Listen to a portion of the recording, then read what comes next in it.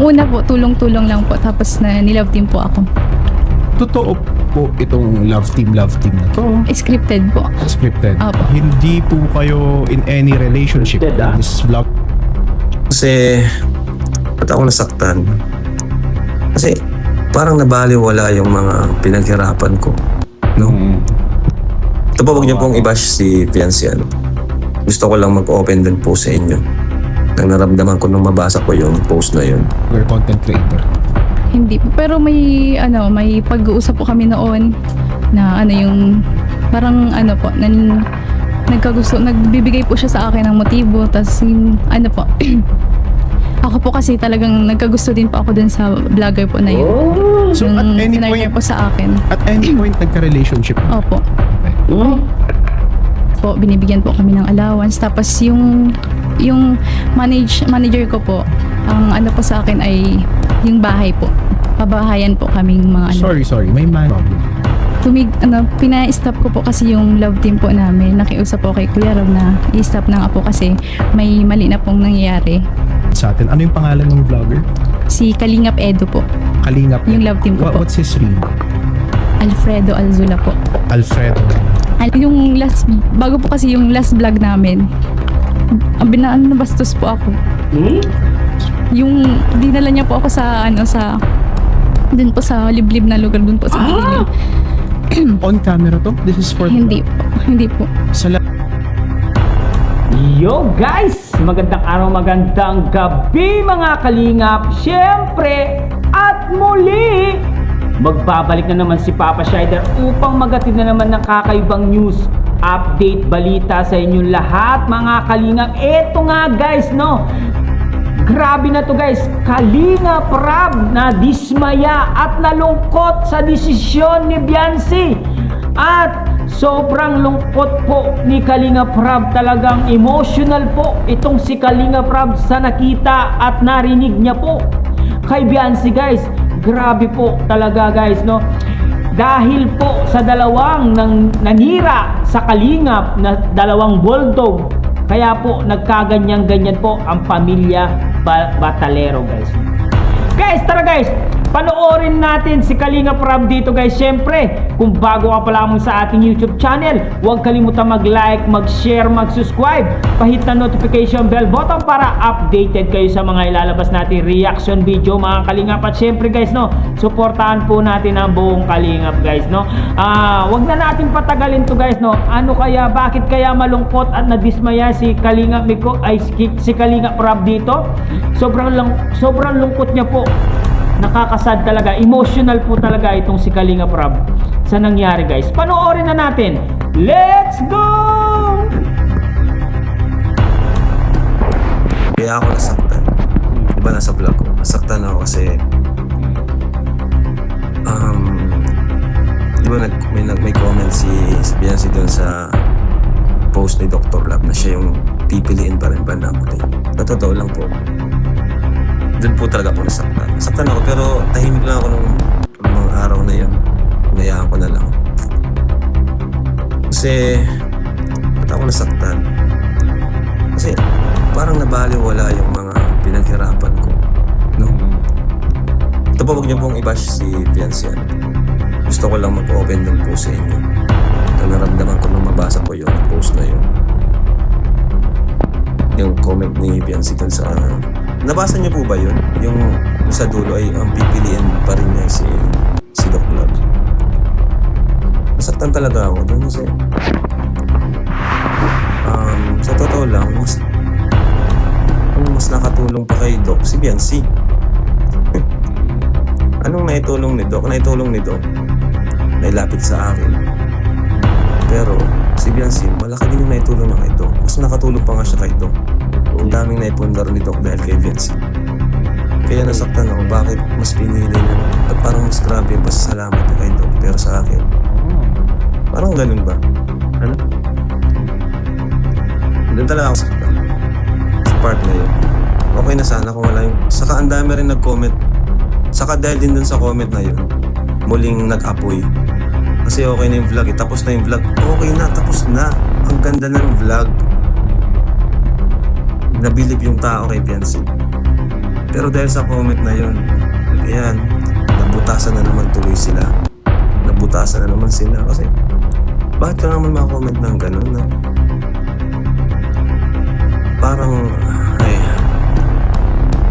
nasaktan talaga ako kasi syempre ginawa ko lahat para sa kanila, diba? Pinakamalaking pabahay, ginawa ko siya ng pinakamalaking pabahay kasi gusto kong ibalik yung mga syempre ako naman nag-views naman tayo, diba? Nagkakaroon tayo ng views, may mga nag-sponsor naman, gusto kong ibalik yun na sige palaki natin yung bahay mo kasi yung kinikita natin din natin sa pagbablog, gusto ko ano yun, maging makita nila yun na binibigay ko sa'yo, diba? Nilab din inano ko kay Eds para kasi that time wala talaga, walang ano, sobrang halos siya ata yung pinaka mahina yung views mahina yung views sa mga Kalingap Angels. Pinakasikat nun si Dara, Carla, si pero guys huwag niyong i-bash po si Benson, gusto ko lang maglabas ng sa ano. Tapos yun, basa ko yung comment na yun. After all ng mga effort ko, akala kasi siguro dali lang yung ginawa ko na pagpapasikat. Totoo yan. Si Edo nga tutuusin, ano pa yun, nagdadalawang isip pa yun kasi syempre katatapos lang nung kay Erica ba yun? Tama? Pero dahil sa respeto sa akin ni Eds, dahil sa wala siyang pakalam kung mabash man siya, kung ano sabihin sa kanya ng tao, dahil sa gusto niyang tulungan ako, pumayag siya na, sige san, tandem, love team, tandem, love team. Tapos yun, hanggang sa naging nag-work, naging successful. Kasi nga that time wala talaga, walang sponsor, yung views di ganun kalakas, diba? So sige Eds, ikaw ang magpapalakas dito. Ganun po ako kung anong pwede makatulong, iniisip ko talaga, iniisipan ko ng paraan. Kaya nag-usap kami na yun. Sabi niya, sige, ikaw ang masusunod kasi ganun ang karespeto sa akin ni Insan. Yun lang, masakit lang talaga na after nung na yun, parang mas grabe yung niya kay Doc. Hindi ko alam kasi si Doc naman yung lumapit sa atin. Pero ang tanong, anong naitulong nito maliban sa nailapit sa atin? Diba? Kung tutuusin, mas maraming naitulong pa si Beyonce kay Doc. Diba? Maraming naitulong ng beneficiary. Mas marami pa si Beyonce naitulong kay Doc. Yung kay Marian nga, nung pinasa niya sa akin, after nung pabahay siya na yung nag-vlog diba? Hindi ko na siya inano doon. Ikaw nang bahala dyan. Kung ano-ano na yung kinontent. Iba, mga exploitation na talaga Kaya siguro na din yung channel niya kasi ibang klase yung content talaga. Mga ginagawa ng issue, ano-ano. Yan ang sana huwag mangyari sa family ni Vian. Baka ganun yung i-content sa kanila pagdating ng araw. Huwag naman sana. Sana kung pag-alis nila Beyonce, nila nanay sa Kalingap ay maging maayos. Hindi yung bandang huli makikita ko na kung ano-ano na yung babalitaan ko, diba? Yun talaga, saktan talaga ako. Ang ganda ng vlog kasi namin nun Tapos na sana, walang ganitong gulo. Siyempre, yung mga viewers, matatalino ang viewers, kung ano makita nila, kaya di natin masisi yung mga bashers kasi yun po talaga, nakikita din nila sa atin. Hindi kasi naramdaman ni Vincent na may nagtatanggol sa kanila. Ano pong klase, ilang beses na nga pong pinagtanggol. Lahat na pong ginawa ko para lang tahimik na. Ano po bang gusto na... Saka, Isipin niyo kung mabuti, hindi lang isa ang beneficiary ko. Marami po akong beneficiaries. Yan ang tatandaan niyo po. Pati sa ibang mga beneficiary, huwag kayong masyadong dapat sa inyo nakasentro lang lahat. Huwag po kayong ganun. Isipin niyo mabuti. Mapalad nga kayo kasi kayo, andyan na kayo sa taas eh. Isipin niyo yung ibang angel na nandiyan pa sa baba. Hindi kasi titigilan ng mga reactors mo at ng tatay mo araw-araw na content. Hindi nga po. Ulit-ulit po tayo. Kasi nga po, may nababasa silang comment against or mga negatibong comments patungkol sa amin or sa akin or kay Kuya Bal. At masama pa ito, nagmumula pa sa family nila. Ano? Tapos, ang masakit pa nito, minsan may nakita ako, nag-comment pa doon sa anti-kalinga. Yun lang. Yun po yun. Kaya yung mga, syempre, yung mga reactors namin or kung sino mang mga syempre pagtatanggol kami kasi ako, tahimik lang naman ako. Tama. Diba? Si Kuya Bal, nagsalita lang naman yan dahil sa sinabi din ni nanay Tama. patungkol sa kanya. Syempre, pinagtanggol niya yung sarili niya. Tama. Diba? Kung ako nga aking binata sana, di sana. Kasi ako, di ko naman pinagtatanggol sa sarili ko eh. So, reactor yung gumagawa nun. Yung iba mga viewers, yung mga nagko-comment, pinagtatanggol kami. Ano? Pero kung walang nagko-comment ng ganun mula sa family ni Evian, wala mang gulo. Kasalanan Ako po, nagmamalasakit lang talaga ako. Pag sa akin lang naman, piliin sana kami. Piliin ako. Kahit ako lang, kung may tampo kay Kuya Bal, ako lang. Ako naman yung tumulong eh. Ako naman yung nagbabahay. O lahat. Ako naman yung nagbago ng buhay. Kahit piliin lang sana ako. At sumunod sa mga payo ko. Piliin ako, kalinga. Malabo na yan. Sana, okay sana. Diba? Biro niyo po, baga Kuya Bal. Yung laro po ninyo, alam po ninyong ikababash po ng pamilya ko pero tinutuloy nyo pa din po. Wala po kayong pakialam kasi beneficiary lang po ako eh. Tinutulungan nyo lang po ako. Drama mo Kaya wala po kayong pakialam sa mararamdaman po ng tao. Tinuruan ni Dr. Love mag-drama. Kaya inaayaan nyo po yung mga sinasabi nyo kahit alam nyo makakasakit po. Sir, kausapin niyo muna po si VNC, sir. No? May sinasabi po kasi siya regarding dun sa inyong... May record po ako ninyo pero alam ko hindi po pwedeng ilabas yun dito. Kasi privacy po natin yung pag-usap natin, yun lang po ay. Grabe. Oo. Kino-confirm nga sinabi niya, Kahit sir. ako masasabi ko yun eh. Pakirinig ko yung video ko, sinabi ko pa yung Parang talagang nagawin ko yun na. Yun po kasi Kuya Bal ang mali po sa Grabe.